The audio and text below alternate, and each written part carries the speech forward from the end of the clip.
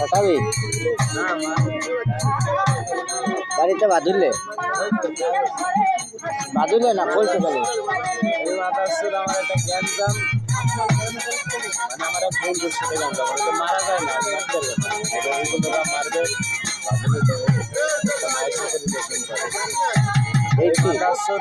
ওরে পরিস্থিতি করলে আমি আসছো আমি মারবে আমি সেই সামনে আমার মারবে এতবার মানা হচ্ছে আমার কথা কবি না মারতে পারবো না